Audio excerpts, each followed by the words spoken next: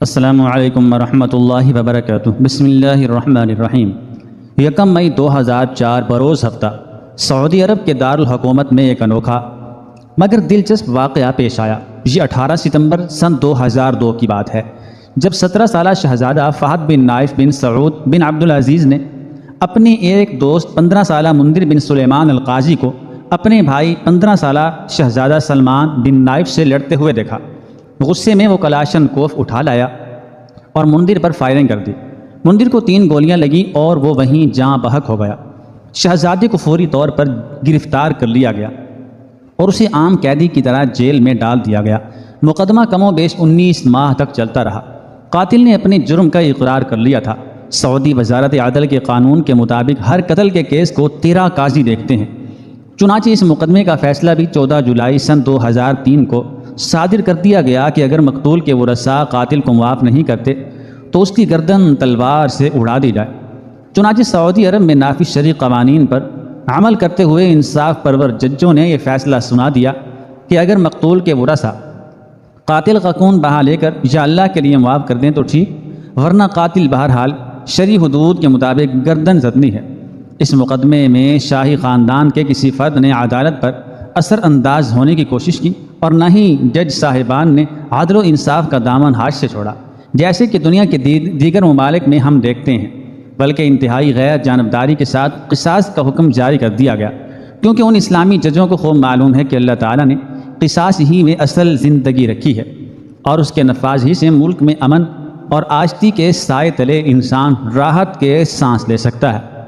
حق تعالیٰ کا ارشاد بالکل برحق ہے، عقل مندو، قصاص ہی میں تمہارے لیے زندگی ہے تاکہ تم قتل و غارت سے بچو۔ چونکہ اس واقعے میں مجرم شاہی خاندان کا فرد تھا اور شاہ فہد کے بھائی کا پوتا تھا، اس لیے اس مقدمے نے اور زیادہ اہمیت اختیار کر لی۔ واضح رہے کہ اس شہزادے کے دادا شاہ سعود بن عبدالعزیز سعودی عرب کے دوسرے حکمران تھے۔ مقتول منذر بن سلیمان قاضی بھی ایک اعلیٰ خاندان سے تعلق رکھتا تھا اور اس کا نسب نامہ بنو تمیم سے جا ملتا ہے، جس کی رسول اللہ صلی اللہ علیہ وآلہ وسلم نے تعریف فرمائی تھی۔ محمد بن عبد الوہاب بھی اسی خاندان سے تعلق رکھتے تھے۔ مقدمے کے دوران میں بہت سے بااثر لوگوں نے کوشش کی کہ مقتول کے ورثاء خون بہا لے لیں اور شہزادے کو معاف کر دیں، مگر مقتول کے والد سلیمان نے ہر قسم کی پیشکش کو ٹھکرا دیا۔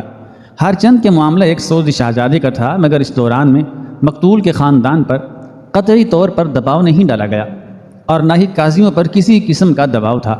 چنانچہ عدالت نے آزادانہ کارروائی کی اور سپریم کورٹ نے بھی 1 دسمبر سن 2003 کو اپیل کورٹ کے فیصلے کی تصدیق کر دی۔ مقدمے کے دوران میں شہزادے کو ریاض کے اصلاحی مرکز میں رکھا گیا اور بعد ازاں اسے ریاض کی سینٹرل جیل بھیج دیا گیا۔ یاد رہے قاتل مرحوم شاہ سعود کا پوتا تھا۔ سپریم کورٹ نے اپنے حکم نامے میں لکھا کہ قاتل کو 1 مئی سن 2004 کی صبح قصاص میں قتل کر دیا جائے گا۔ 1 مئی ہفتے کا دن ریاض کے شہزادے کے لیے انتہائی حیرانی کا دن تھا۔ صبح سویرے بے شمار لوگ قصر الحکم کے پہلو میں میدان قصاص میں جمع تھے۔ ان میں شہزادے بھی تھے اور مختلف بڑے بڑے قبائل کے رؤساء بھی۔ شہزادے کے پیروں میں بیڑیاں لگی ہوئی تھیں۔ صبح 8 بجے اس کو پولیس کی گاڑی سے نیچے اتارا گیا۔ اس نے قیدیوں کا مخصوص لباس پہنا ہوا تھا۔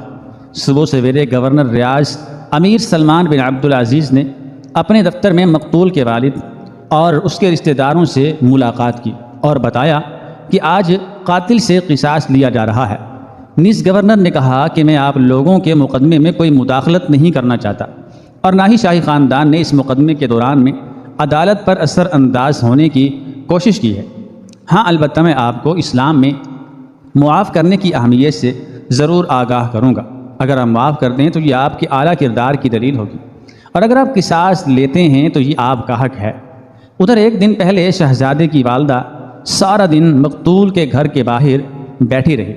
اس نے مقدمے کے دوران میں کافی مرتبہ منذر کی والدہ سے رابطہ کیا اور اسے قائل کرنے کی کوشش کرتی رہی کہ وہ اپنے بیٹے کے قاتل کو رضا الہی کے لیے معاف کر دے، مگر منذر کی والدہ اپنے بیٹے کے قاتل کو معاف کرنے کے لیے ہرگز تیار نہیں تھی۔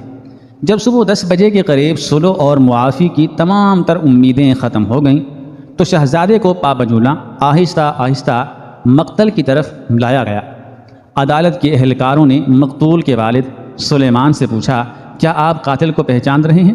اس نے اس کے چچا زاد بھائیوں نے اور قبیلے کے افراد نے گواہی دی کہ یہی شہزادہ قاتل ہے۔ ادھر جلاد نے تلوار میان سے نکال لی کہ شہزادے نے پکارا، اے ابو تمیم، اللہ کی رضا کی خاطر مجھے معاف کر دیں۔ سلیمان کہتے ہیں کہ میں نے گزشتہ تمام وقت صرف اور صرف قصاص ہی پر زور دیا تھا۔ میرے چچا زاد بھائی عبد الرحمن نے مجھے ایک بار پھر کہا کہ 5 منٹ تک غور کر لو۔ میں سوچتا رہا۔ 5 منٹ کے بعد پولیس کے چیف نے مجھ سے پوچھا کہ تم نے کیا فیصلہ کیا ہے؟ میں نے جواب دیا کہ قصاص لیا جائے۔ چنانچہ اس نے جلاد کو اشارہ کر دیا۔ اس دوران میں قبیلے کے بعض افراد نے مجھے مشورہ دیا کہ میں ایک بار پھر استخارہ کر لوں اور اپنے رب سے بھی مشورہ طلب کر لوں۔ میں اس سے پہلے 2 مرتبہ استخارہ کر چکا تھا اور میں اس نتیجے پر پہنچا کہ مجھے ہر حالت میں قصاص چاہیے۔ آخری لمحات میں پھر میں نے استخارے کا فیصلہ کر لیا۔ آدھا گھنٹہ میں نماز ادا کرتا رہا اور مسلسل اپنے رب سے مشورہ کرتا رہا۔ نماز کے بعد میں نے اپنے بیٹے تمیم سے کہا کہ موبائل پر اپنی والدہ سے بات کراؤ۔ میں نے اسے پوچھا، تمہارا کیا فیصلہ ہے؟ اس نے کہا، تم جو بھی فیصلہ کرو گے مجھے منظور ہے۔ پھر میں نے اپنے بیٹے تمیم اور بھائی عبد الرحمن کو بلوایا اور ان کو بتایا کہ نماز استخارہ کے بعد میرا ذہن معاف کرنے پر آمادہ ہے۔ انہوں نے کہا کہ آخری فیصلہ تو تمہارا ہے، مگر اللہ کے لیے معاف کر دینا ہی بہتر ہے۔ ہو سکتا ہے اللہ تعالی ہمیں اس کے بدلے میں قیامت کو معاف کر دے۔ اب چند لمحات کی بات تھی۔ شہزادہ سر جھکائے ہوئے تھا۔ جلاد تلوار سونتے اشارے کا منتظر تھا کہ اچانک سلیمان القاضی نے پکارا، جاؤ، میں نے اللہ کی رضا کے لیے تمہیں معاف کر دیا۔ مجھے کسی نے مجبور نہیں کیا اور نہ کوئی مالی لالچ ہے۔ ہاں، تمہیں قرآن حفظ کرنا چاہیے۔ بقیہ زندگی اللہ اور اس کے رسول صلی اللہ علیہ وآلہ وسلم کی اطاعت اور فرما برداری میں گزارنی چاہیے۔ سلیمان القاضی نے جیسے ہی معاف کرنے کا اعلان کیا، لوگوں میں خوشی کی لہر دوڑ گئی اور پھر میدان اللہ اکبر کے نعروں سے گونج رہا تھا۔ حقیقی بلندی اللہ تعالیٰ کی ہے، جس کے قانون پر عمل کرتے ہوئے قصاص لینے کا فیصلہ کیا گیا اور پھر اس کی رضا کے لیے معافی کا اعلان ہوا اور شہزادہ فہد کو نئی زندگی ملی۔ بے شمار لوگوں کی آنکھیں اشک بار تھیں۔ پھر سلیمان القاضی آگے بڑھا اور شہزادے کو گلے لگا لیا۔ شہزادے نے وعدہ کیا کہ وہ آئندہ اپنی نئی زندگی اللہ کی اطاعت میں گزارے گا اور خدمت خلق کو اپنا شعار بنائے گا۔ ادھر شہزادے کی والدہ معافی نامے سے مایوس ہو کر سخت بے چینی اور اضطراب کی کیفیت میں مبتلا تھی۔ اسے ہسپتال میں داخل کرا دیا گیا۔ معافی نامہ کے فوراً بعد شہزادہ فہد بیڑیاں پہنے ہی سیکورٹی کے عملے کے ہمراہ ہسپتال پہنچ گیا۔ چونکہ معافی ملنے کے بعد ابھی عدالتی کارروائی مکمل نہیں ہوئی تھی، اس لیے شہزادے کو بیڑیوں سمیت ہی اس کی ماں کے پاس ہسپتال لے جایا گیا۔ اس کی والدہ نے اسے دیکھ کر سخت حیرت کا اظہار کیا۔ جب انہیں بتایا گیا کہ مقتول کے ورثاء نے قصاص معاف کر دیا ہے تو وہ بے اختیار اپنے بیٹے سے چمٹ گئیں۔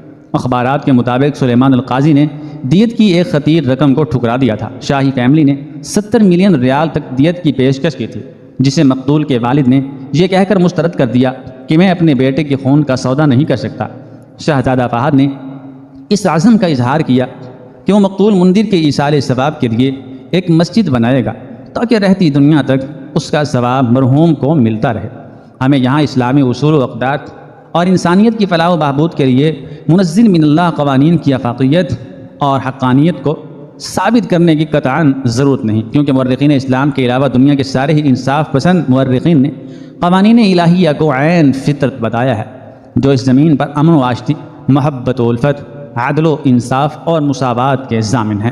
کیا کسی آنکھ نے خونخواری کے اس دور میں کبھی یہ منظر بھی دیکھا ہے کہ حکمران خاندان کا ایک نوجوان شہزادہ عدل و انصاف کے اسٹیج پر گردن ماری جانے کے انتظار میں زندگی کی آخری سانس لے رہا ہو اور شاہی خاندان کے افراد ٹکٹکی لگائے بے حس و حرکت یہ منظر دیکھتے رہیں، مگر سفارش کے لیے ایک قدم بھی آگے بڑھانے کی ہرگز جرت نہ کریں؟ نہیں، اور ہرگز نہیں۔ دنیا کی تاریخ میں دور دور تک ہمیں اس طرح کی مثال نظر نہیں آتی۔ ہاں، اگر اس قسم کی مثال نظر آتی ہے تو وہ اسلامی تاریخ کے سنہرے اوراق میں۔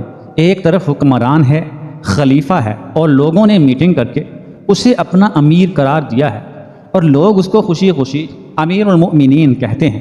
اس حکمران کے مقابلے میں دوسری طرف حضرت ابی بن کعب رضی اللہ تعالی عنہ ہیں اور اب مقدمہ عدالت میں پہنچ چکا ہے۔ حضرت زید بن ثابت رضی اللہ تعالی عنہ قاضی ہوتے ہیں۔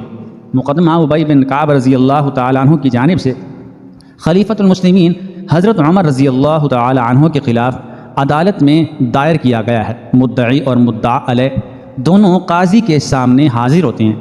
قاضی امیر المومنین کی شان کے مطابق احترام میں کھڑا ہوتا ہے اور مدعی سے مطالبہ کرتا ہے کہ امیر المومنین کو قسم کھانے سے بری کر دو۔ وقت کا خلیفہ یہ سن کر نالاں ہو جاتا ہے اور رنجیدہ ہو کر کہتا ہے یہ پہلا ظلم ہے، اور پھر جا کر مدعی کے پہلو میں بیٹھ کر قاضی کو آواز دیتا ہے جب تک تم عمر اور ایک عام آدمی کے ساتھ مساوی رویہ اختیار نہیں کرتے اس وقت تک تم منصب قضا کے مستحق ہرگز نہیں بن سکتے۔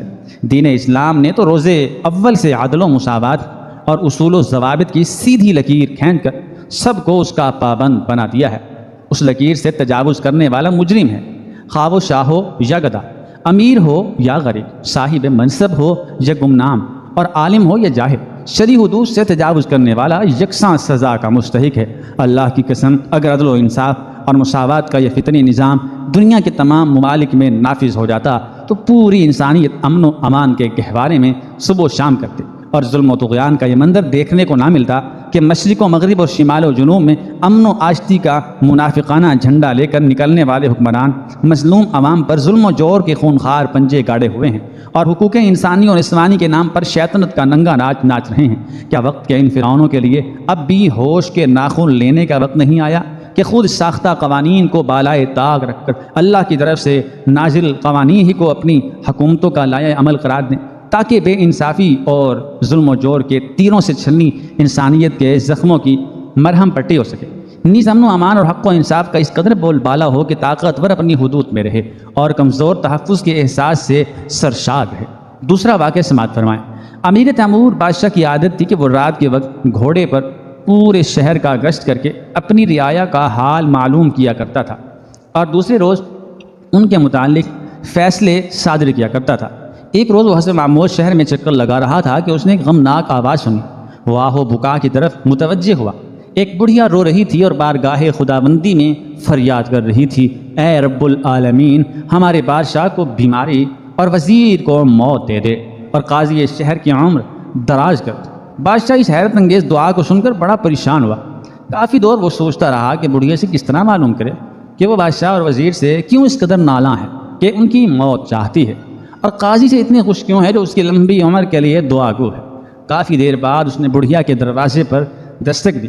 جب بڑھیا نے دروازہ کھولا تو بادشاہ نے نہایت بے چارگی اور مسکینی سے پوچھا، ہے نیک عورت، میں ایک مسافر ہوں لیکن میں نے تمہاری عجیب و غریب دعا سنی ہے، کیا میں یہ پوچھ سکتا ہوں کہ تم بادشاہ وقت اور وزیر سے اتنی زیادہ رنجیدہ کیوں ہو جو ان کی موت چاہتی ہو، اور قاضی سے اتنی خوش کیوں ہو کہ اس کی درازی عمر کی دعا کر رہی ہو؟ اس بڑھیا نے کہا، اجنبی، میں بادشاہ کی بیماری کی اس لیے خواہش مند ہوں کہ اگر بادشاہ بیمار ہوگا تو وافر مقدار میں وہ صدقہ خیرات کرے گا، اور اس کی خیرات سے میں اپنے غریب بھوکے بچوں کی روٹی کا سامان کروں گی، ہمارے چند دن بہتر گزر جائیں گے۔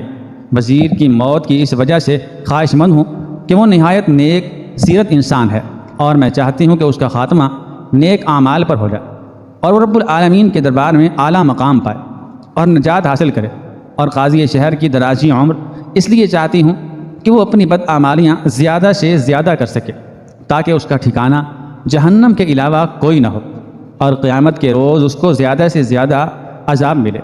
بادشاہ تیمور جو مسافر کے روپ میں تھا، آپ دیدہ ہو کر اس بڑھیا سے کہا، ہے نیک عورت، میں اس وقت تو تنگ دست ہوں، میرے پاس صرف ایک تسبیح ہے، تم وہ مجھ سے لے لو اور اس کو فروخت کر کے اپنے بچوں کا پیٹ بھرنے کا سامان کرو، اور اگر وقت نے مہلت دی تو میں تمہاری ضرور مدد کروں گا۔ یہ کہہ کر اجنبی مسافر یعنی بادشاہ چلا گیا۔ بڑھیا وہ تسبیح لے کر اپنے ہمسائے کے پاس گئی تاکہ اس کو فروخت کر سکے۔ اس کا ہمسایہ جو پرلے درجے کا بخیل انسان تھا، جب تسبیح کو دیکھا تو اس کی رال ٹپک پڑی۔ بڑھیا تسبیح کی قیمت سے نہ آشنا تھی کیونکہ تسبیح یاقوت اور لال و مرجان کی تھی، اور مذکورہ ہمسایہ کسی طرح سے اس سے وہ تسبیح ہتھیانا چاہتا تھا۔ اس نے بڑھیا کے ساتھ الٹی چال چلی کہ وہ تسبیح تو میری ہے، اس کو کل کسی نے چرایا ہے اور میں اس کی تلاش میں تھا، اب مجھے پتہ چلا ہے کہ یہ تم نے چرائی ہے، میں اب تم پر مقدمہ دائر کروں گا۔ بڑھیا گھبرا گئی اور بولی، میں بالکل بے قصور ہوں، یہ تسبیح تو مجھے ایک اجنبی نے دی تھی، میں نے ہرگز نہیں چرائی۔ اب اس ہمسائے نے موقع سے فائدہ اٹھایا اور کہنے لگا، اچھا اگر تو نے تسبیح نہیں چرائی تو یہاں سے بھاگ جا، میں تم پر اتنا ترس کھا لیتا ہوں کہ تمہیں عدالت میں نہیں کھینچتا۔ بڑھیا نے اس میں عافیت جانی اور اجنبی کو کوستی ہوئی اپنے گھر چلی گئی۔ اگلی رات امیر تیمور پھر حسب معمول گشت پر نکلا اور قصداً جان بوجھ کر بڑھیا کے محلے میں آیا، اور اس نے بڑھیا کے گھر سے پھر وہی دعا سنی جس میں بادشاہ کی بیماری، وزیر کی موت اور قاضی وقت کی درازی عمر کا ذکر تھا۔ بادشاہ نے بڑھیا کے گھر کا دروازہ کھٹکھٹایا۔ بڑھیا اس کو دیکھتے ہی اس پر برس پڑی اور اس کے منہ میں جو آیا کہتی چلی گئی۔ جب اس کا غصہ ٹھنڈا ہوا تو بادشاہ نے اس سے اصل واقعہ سنانے کو کہا۔ بڑھیا نے اپنے پڑوسی والا سارا قصہ سنا دیا۔ بادشاہ کو بہت غصہ آیا۔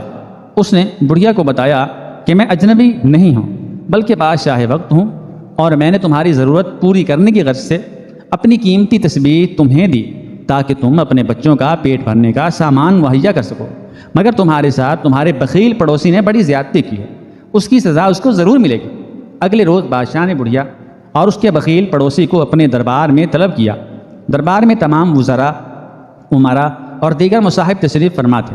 بادشاہ نے بڑھیا کو حکم دیا کہ ساری روادات سنا۔ بڑھیا نے شروع سے آخر تک ساری بات دربار عام میں بیان کر دی۔ فیصلہ یہ کیا گیا کہ بڑھیا کو خاطر خواہ انعام دیا جائے جس سے وہ باقی زندگی آسانی سے اٹھا سکے اور اپنے بچوں کی کفالت بہتر طریقے سے کر سکے، اور اس کے بخیل ہمسائے کو سزائے موت دے دی۔